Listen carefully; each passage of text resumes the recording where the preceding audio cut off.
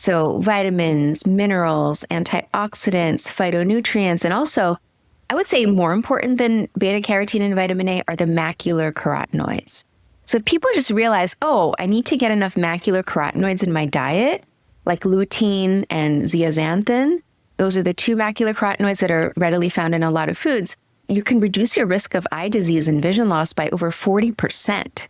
Wow. 40% just by having enough of those nutrients in your diet. So I think that's the biggest myth, is that if you just eat carrots, that's going to keep you healthy, your eyes healthy. Yeah. It's not true. Yeah, absolutely. Welcome to The Functional Edge. I'm Dr. Julia Ward, and this is where science meets real-world strategies for living healthier, sharper, and stronger. From uncovering hidden environmental toxins to unlocking peak performance and mental clarity, we cover it all. Ready to take control of your health and thrive? Let's dive in. Hi, and welcome to the Functional Edge podcast. I'm your host, Dr. Julia Ward, medical director and founder of Balanced Body Functional Medicine. Today, we're honored to welcome Dr. Rani Banik to the show. In this episode, Dr. Banik will be sharing her unique insights on the powerful connection between vision, brain health, and whole body wellness, highlighting how nutrition, lifestyle, and functional medicine can play a critical role in protecting and restoring eye health. So stay tuned for an engaging conversation that promises to empower and inspire your path to wellness. So thank you very much for joining us today. Oh, thank you so much for having me.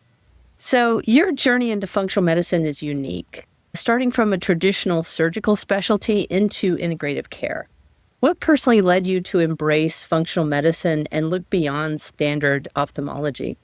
Well, it really began because of a personal health issue. And I know that a lot of people, a lot of practitioners out there who discovered functional integrative medicine have a similar story. They either had a personal health issue or a family member or a friend had it and they were looking for a solution.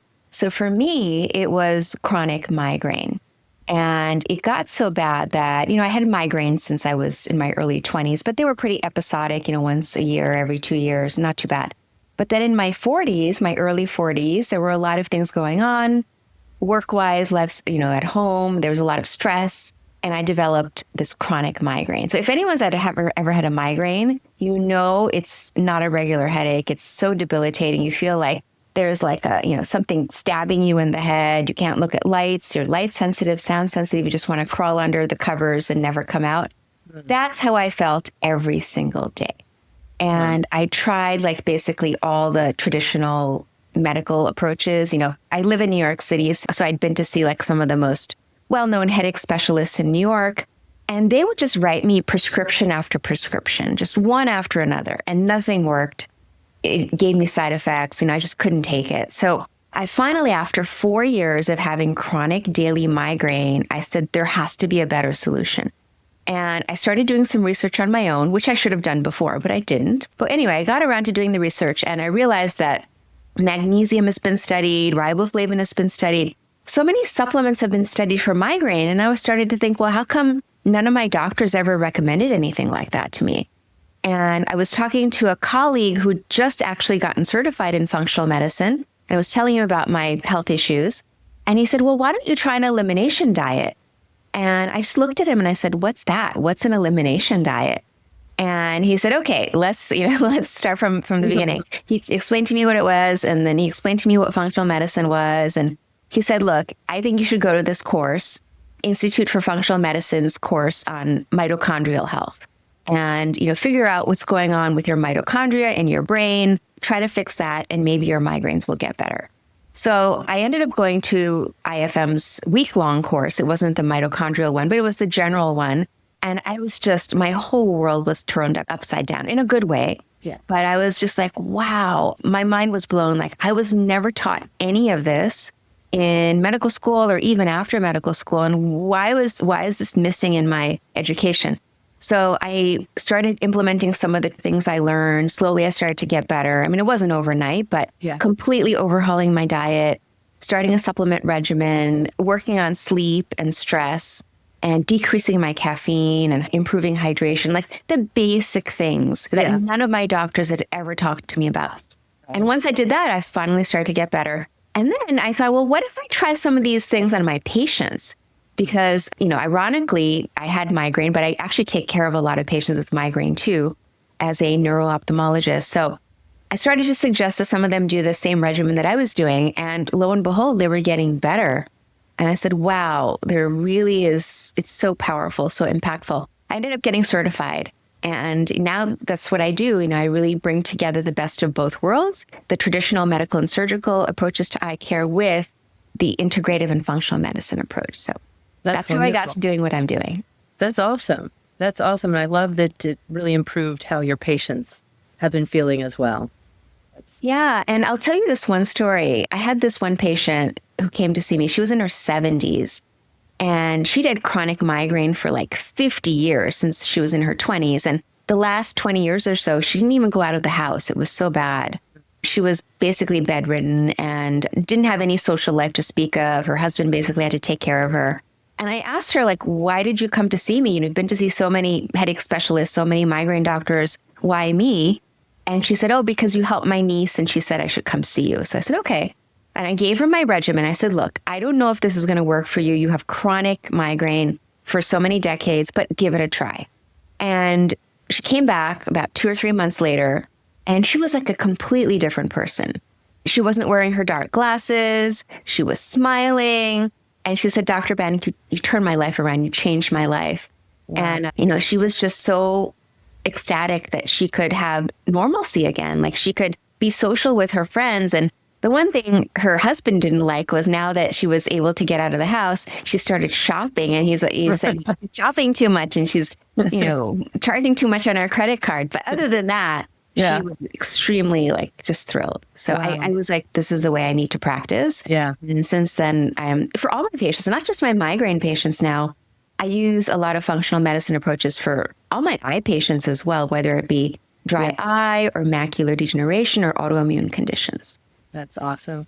Yeah. And I remember feeling the same way when I took my first functional medicine course, and it was through A4M, and just being blown away and, just kind of amazed at how much was not taught to us in medical school. Like none of this. And it was like they were speaking a whole nother language when they were talking about supplements and all kinds of methylation. Yeah. And a lot of people will say, well, functional medicine, it's not really based in science. But actually, if you go to the courses, everything they talk about is biochemistry, nutritional science.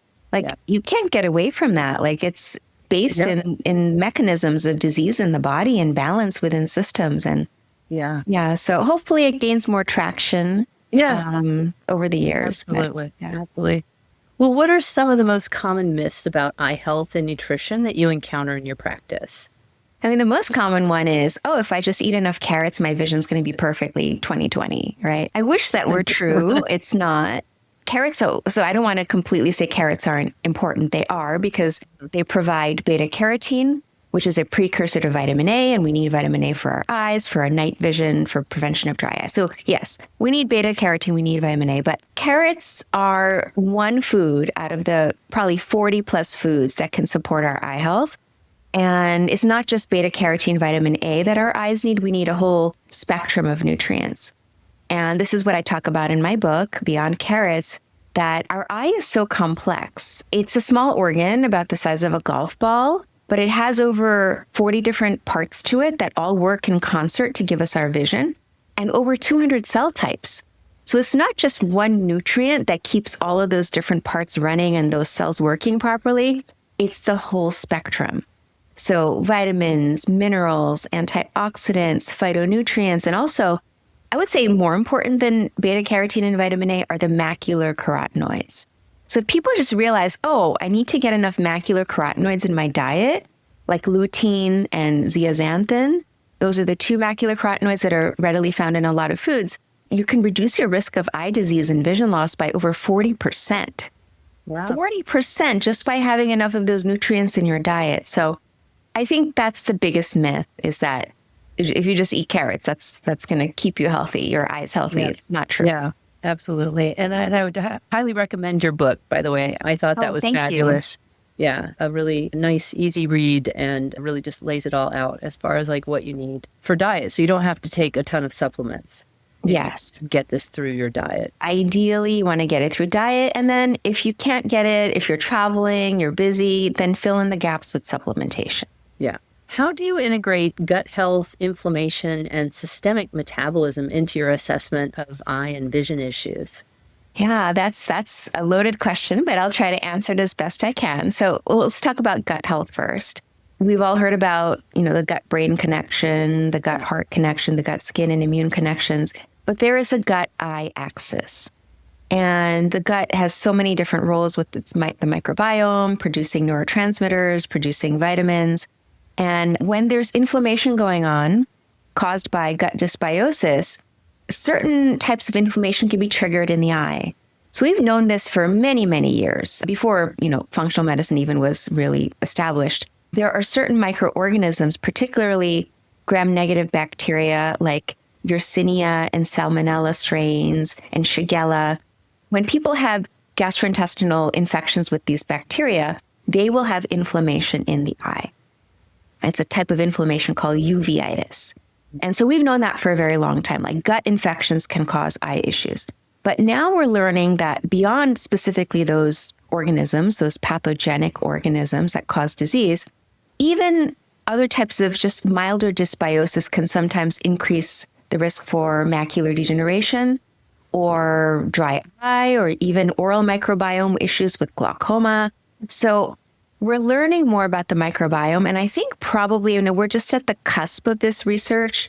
I think probably in the next 5 to 10 years, we're going to understand it a lot better. So it's not just like, make sure you're taking this one bacterial strain in your probiotic. As I said before, food is most important. So get that diversity for your microbiome through your diet.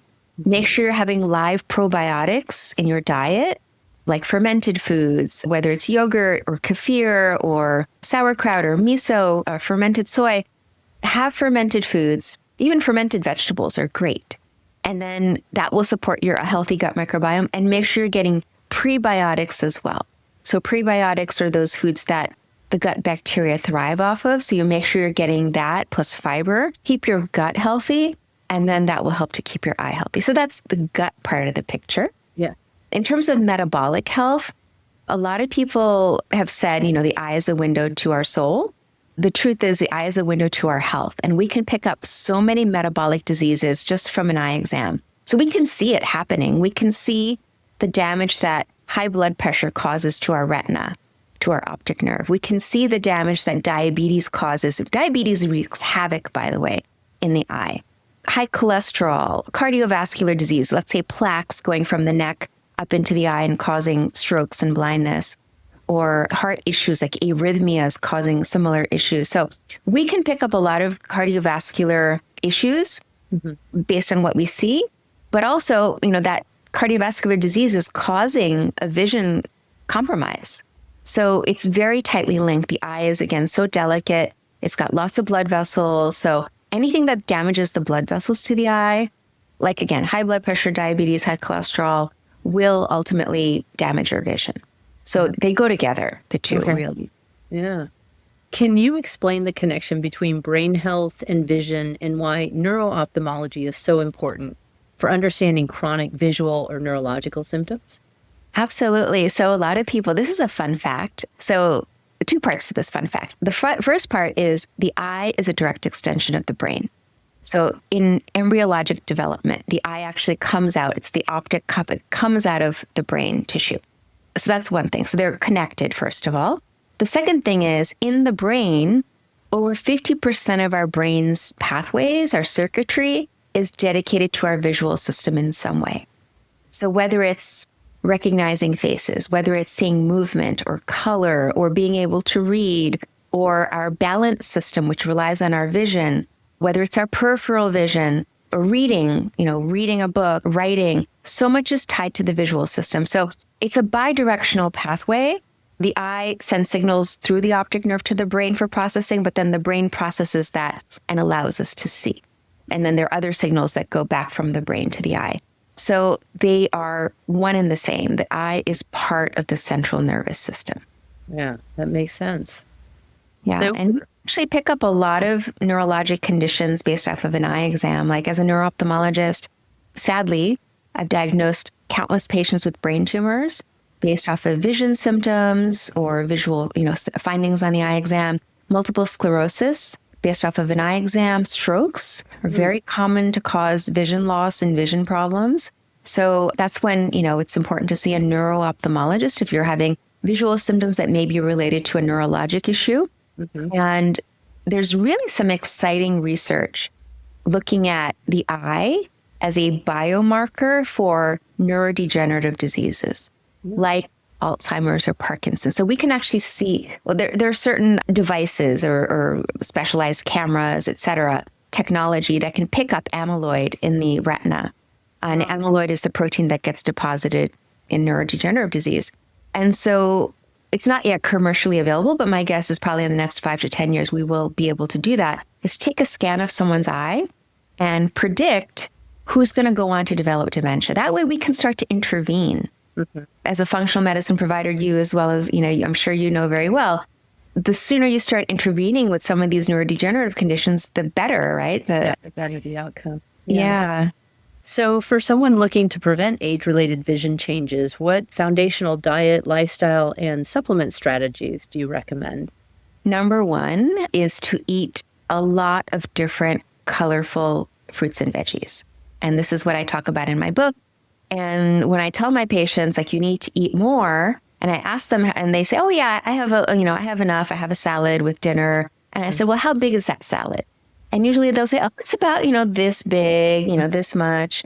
And I'll tell them, no, that's not enough. You need to eat 3 to 5 cups of colorful plants a day to keep your eyes healthy, because that gives you the spectrum of nutrients your eyes need. And the color is what gives, like, for example, like leafy greens are a great source of lutein, zeaxanthin. Berries are wonderful because they have antioxidants called anthocyanins. I mean, they're polyphenols, bioflavonoids. But the more color you can eat, and that volume will give your eyes what they need. So that's the first thing. But then all the other lifestyle things that we always talk about as functional medicine doctors, like sleep and stress and movement and keeping a healthy weight, like all of this will help support your eyes. And then, of course, screen time. We have to think about our screen time and just be cognizant of it and take breaks, because we're all on screens. We can't get away from screens for work or for, socializing, for entertainment. Like right now we're on screens. We can't get away from them because they're so integral to our daily lives. But we can modulate their potential negative effects on our eyes by just taking frequent breaks. And there is something called the 20-20-20 rule, which is very, very simple, that everyone should try to practice this rule. People think of 20/20 as perfect vision, but what the 20-20-20 rule is, basically every 20 minutes, take a 20-second break and don't look at your screen. Look at something far off in the distance at the horizon, like 20 feet away or more. And that way, for that 20 seconds, you're giving your eyes a break, a chance to reset, and then come back to what you're doing. Or I also like the 20-20 rule with palming. So every 20 minutes, take a 20-second break and just rub your hands together, cup your palms, and put them gently over your eye sockets, and just don't let any light come into your eyes, and give your eyes a rest that way, because it's very important to reset your eyes. Oh, that's great. I love that. You emphasize personalized nutrition. How do you balance general recommendations with individual differences such as genetics, lifestyle, and metabolic health? Yeah, so when it comes to personalized nutrition, everyone metabolizes differently. Everyone has a different genetic makeup. So depending on what someone comes in with, what their medical history may be, what their family history may be, I may do certain tests in the office or send off certain tests. Of course, we do eye tests. We do scans at the back of the eye to see what's going on. But there are sometimes tests where I'll order, for example, I'll order like a micronutrient profile to see if anyone has deficiencies in certain micronutrients. Sometimes if I think that there may be gut dysbiosis linked to, let's say, eye inflammation, I will order a stool test to look for that. Sometimes I'll look for toxins, even mycotoxins, and then general inflammatory markers like ESR, high sensitivity CRP. There's a couple of other tests that I would do. But basically, everyone is different. Not everyone gets the same tests. And sometimes I'll do tests for zinc sensitivity. Now, normally you would think, oh, zinc's a good thing. We all need zinc. It's good for our immune system. It's good for our metabolism, for ATP production. But certain people may have a sensitivity to zinc, whereby if they take too much zinc based on their genetic makeup, they may be at actually higher risk for macular degeneration.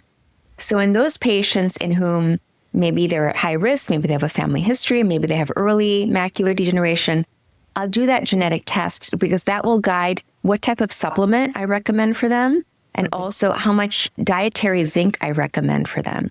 And, it's something that a lot of providers don't really think about. They think, oh, zinc is a good thing, but sometimes it may not be. Maybe, like, for example, in a lot of the eye supplements out there, the zinc content is extremely high. It's 80 milligrams in the ARED supplements, which are the macular degeneration supplements that are very common on the market. 80 milligrams is double the upper limit of toxicity. So the US FDA says that 40 milligrams is the upper limit of toxicity, but they're giving 80 milligrams in their supplementation. So it's really important that people don't just blanketly take a lot of zinc, that they should really be a little bit cautious and maybe get tested. Yeah, because I think the excessive zinc will push your copper levels down.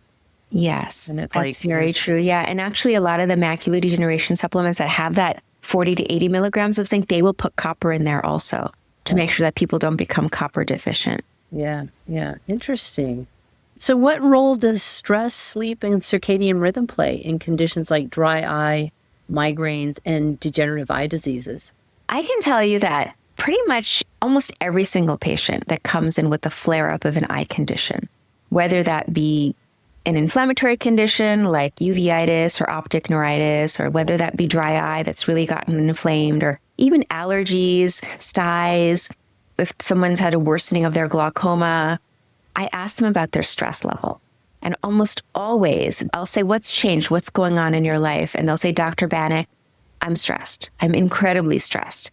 And that's the commonality. And what the exact mechanisms are, we don't yet fully know. Obviously, it has to do with cortisol levels and the way that interacts with the immune system and triggers inflammation. But what's exactly happening in the eye, I can't say. I can't put my finger on it, but I can tell you that stress is a major driver of eye disease. And so part of my protocols is always to find some kind of stress-reducing activity. I practiced that myself, when I had my bad 4 years of chronic migraine. I wasn't doing anything for stress management, yet I was so stressed every single day. And so now, I take long walks, I listen to music, I listen to podcasts, I talk with family and friends, like whatever you think will reduce your stress, you need to build that into your day. Yeah. And it may be different for different people. Like I had a patient the other day who suddenly developed this autoimmune condition called myasthenia gravis, which affects the muscles. It's pretty rare, but he was in his 70s and he said, why did this happen to me? And I said, I don't know exactly why it happened to you, but let me ask you this. What's your stress like? And he said, oh, it's through the roof. And so now, he's much better. He's stabilized. I have him on medications, but I also recommended to him dietary changes and also doing some kind of stress reducing activity. So now he's walking 45 minutes in the morning, and at night before he goes to bed, he's reading for an hour. And that helps to reduce his stress. So find what works best for you and make it a point. It's self-care, really. Make it a point to incorporate it into your day. It'll activate your parasympathetic system, lower your, sympathetic overdrive, and it will just put you in a better mental state as well and help everything else, not just your eyes. Right. That's great advice. So you work with complex conditions such as autoimmune-related eye disease and migraine-associated visual symptoms. How do you approach these cases differently than conventional care? So it's really being a detective. It's very much so like functional medicine as well. Like being a neuro-ophthalmologist is very similar to being a functional medicine practitioner. Finding the root cause, like where is it coming from? What's going on? Where did the balance shift?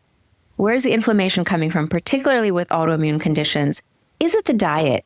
Could someone have a gluten sensitivity or a dairy sensitivity or some other food sensitivity? Is it, again, like an infection that we don't know about?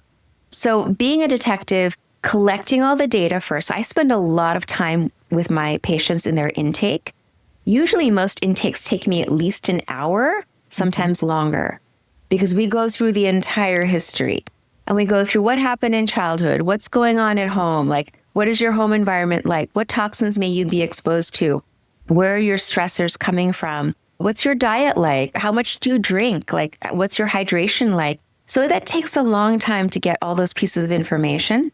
And then, so I take the data from, the intake, I couple it with my exam. I'm looking for very specific things based off of what the patient just told me. And then on top of that, sometimes I need to order extra testing, meaning maybe sometimes I need to order an MRI to figure out, is there inflammation going on in the brain that's causing this problem? Sometimes we need to do blood tests. Sometimes we need to do even other neurologic tests, for example, EMGs or even a spinal tap. And I don't want to scare anyone like, oh my goodness, I need to get all these tests done. But it's very individualized. And I think taking all that data into consideration, being that medical detective, is really what's important for people, especially when they have undiagnosed conditions. Let's say they've been to 5 or 6 providers and they haven't had any answers yet. It's my job to help them figure out what the problem is. And I dive really deep and I will work with them to try to find the answers that they're seeking. And usually we do.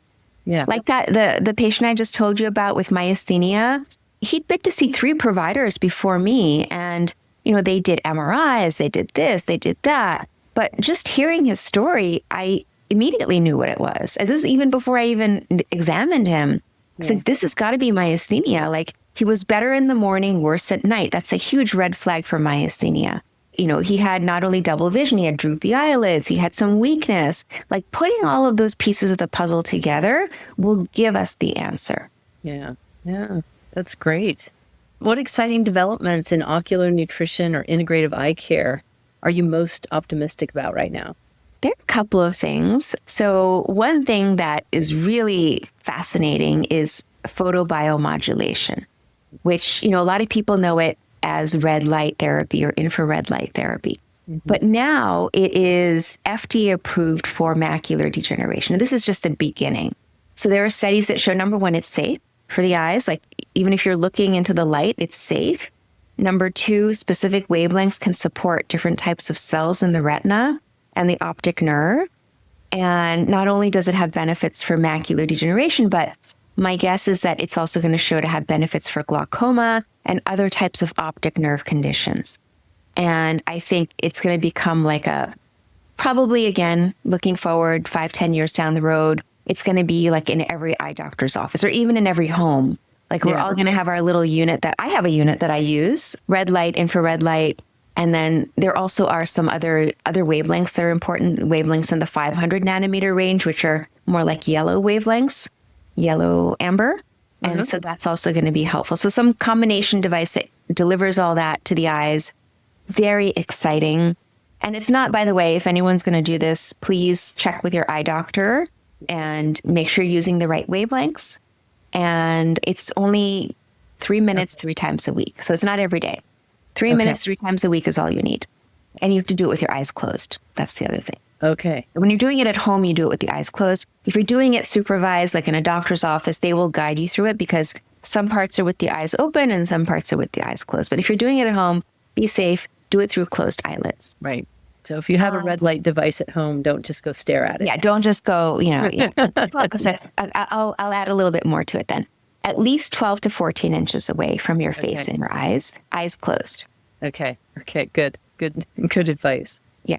Other thing that really excites me, 2 other things. Gene therapy, which we're already doing. So I do research as well. I'm one of the investigators for this clinical trial for gene therapy for very rare type of optic nerve issue. But, I think gene therapy eventually may be used for other kinds of conditions as well. And then the last thing is stem cells. So stem cells have been talked about a lot. They've been tried, but they're not yet FDA approved because the safety concern is still there. But I think over the next 5 to 10 years, the safety concerns will be ironed out and we'll figure out how to deliver stem cells safely for eye issues and perhaps restore vision that has been lost. That is exciting. Yeah. Your books and programs focus heavily on food as medicine. What's one surprising food or nutrient that most people overlook when it comes to protecting their vision? So I talked about a couple of different food groups before, but I'll add spices here. Okay. Because spices don't get talked about so much for eye health, but they are important. Yeah. We know that turmeric, which the active ingredient is curcumin, which is a powerful antioxidant, anti-inflammatory, it's been shown to help so many different eye diseases, from dry eye to uveitis, macular degeneration, a lot of things I talked about before. So I definitely recommend adding it to meals or to food as you're cooking. Make sure you're adding some black pepper so it gets absorbed better. That's the best way to do it. I know there are some people who take supplements. If you take a supplement, that's okay. But honestly, I think sometimes people overdo it with the supplements. And so it's better just to get it naturally through food. Another spice that's great for the eyes is, and I talk about this in my book as well, is paprika. Okay. Paprika is basically the ground peppers, and the peppers have lutein and zeaxanthin. So you're getting that benefit for your eyes from paprika, and also saffron. So saffron is not so common a spice. It's pretty expensive, but there are studies to show that saffron and saffron plant, the entire plant of the saffron, can help support retinal health in certain cells in the retina called retinal pigment epithelial cells. So you may see some supplements on the market with saffron in them, but definitely if you're able to, you can include a little bit to food. Like I love to have a little bit of saffron tea. And you can actually do a turmeric saffron tea, which is even better. It's so good. Yeah. And, kind of make that even be part of your self-care routine, having that tea, taking a little break from your daily life and having that tea and relaxing. That's great. Awesome. So what inspired you to create programs like Ageless Eyes? And how do you see prevention fitting into long-term eye and brain health? Yeah, so I'll answer the second question first, and then that will lead me into the first question. So when you go to the eye doctor, most often it's, if you're having a problem with your eyes, it's very reactionary, meaning your eye doctor sees something on the exam and says, oh, let's do some tests. Oh, let's treat this. You have a cataract, let's treat it. Or you have XYZ problem, let's treat it. It's after the fact. It's after it's already developed. And with the eye being so delicate as it is, once something's developed, it's very hard to reverse it, to make things go back to the way they were. Scar tissue develops, cells don't function properly, you get atrophy or loss of healthy cells. So I think the whole paradigm needs to shift from being reactionary in eye care to being preventative. And because prevention is so important, I always tell my patients, it's the old Benjamin Franklin saying, an ounce of prevention is worth a pound of cure. Prevent it from happening so that you don't have to risk losing your vision 10, 20, 30 years down the road. And so when we talk about prevention, there are so many different parts of it, like we talked about today, nutrition, lifestyle, maybe red light therapy, all of this plays in. That's really why I develop my programs, because when I see patients, I can only see one patient at a time. It's one-on-one. And yes, that is very effective because I'm giving a patient very personalized information. But when I deliver my programs, I can do this at a bigger scale and reach more people. And so my goal is at this stage of my career is to really reach as many people as I can with the message that your eyes are precious. You need to prevent damage and start it today. Don't start it, 3 years down the road when someone diagnoses you with something. Start it today so that that day doesn't have to come when you've already lost vision. That's awesome. That's great. Great advice. And what advice would you give to someone who feels overwhelmed by conflicting information about eye health, nutrition, and chronic symptoms? It's tricky. There's a lot of information out there. Some of it's true and some of it is maybe a little bit of misinformation or disinformation. The number one thing is, if you're going to seek advice about your eyes, definitely seek advice from an eye care practitioner, whether that be an ophthalmologist like myself, or an optometrist, a licensed eye care practitioners. I can't tell you, Dr. Ward, how many people I see on social media who are not eye doctors who are giving eye advice. Stare at the sun for 20 minutes every morning. No, that's not a good thing to do. That will kill your retina. You'll burn holes in your retina if you do that. Please don't do that. So listen to people who've been trained in the eye and who understand eye diseases instead of your favorite influencer. Right. They may know a lot, but they don't probably know that much about the eye, and they're just regurgitating something they've heard from someone else who's not an eye care provider. So please go to the source. That's awesome. So looking ahead, how do you see the integration of functional medicine and conventional ophthalmology evolving over the next decade? Yeah, so this is it's something that I want to be my legacy in eye care, is to make that connection and make more eye care providers aware of functional medicine, understand it, and understand how to use it and counsel their patients. So I am planning on creating a certification program for eye care providers so they can get trained. So when I went through functional medicine training, I was working full time. It took me a long time. It took me about 6 years to do it, because I was busy, I was working. And a lot of that information it was fascinating information, but honestly, I don't use a lot of it in my daily practice. So I think distilling out the parts that are important for eye care providers and then teaching them that and teaching them very specifically, okay, this is the protocol for dry eye. This is the protocol for glaucoma. This is the protocol for atoxic optic neuropathy. This is what we should be doing for our patients. If I could get that information disseminated through a certification program, that is something that I think I would love to do in the next, stage of my career.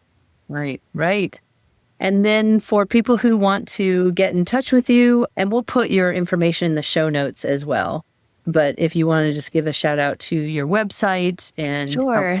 Thank you. Yeah. My website is drranibanik.com. So it's drranibanik.com. And you can find everything there. You can find my books, my programs. I have a podcast also called the IQ Podcast. So please take a listen if you're interested. I have a lot of different interesting topics and guests. And I'd love to have you as a guest as well, Dr. Ward, on my podcast. But there's a lot of great information on my website that you can find. And if you wanted to come see me as a patient, I'm in New York City.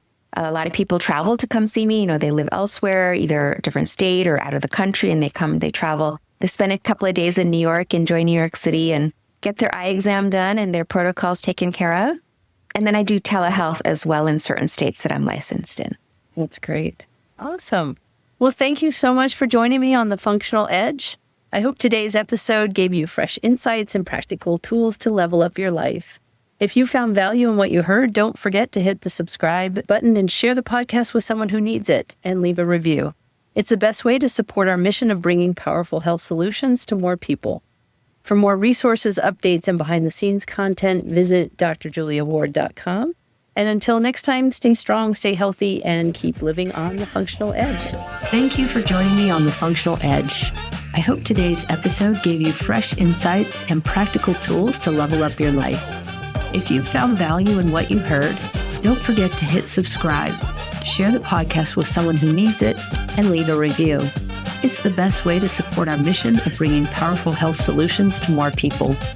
For more resources, updates, and behind-the-scenes content, visit drjuliaward.com. Until next time, stay strong, stay healthy, and keep living on the functional edge.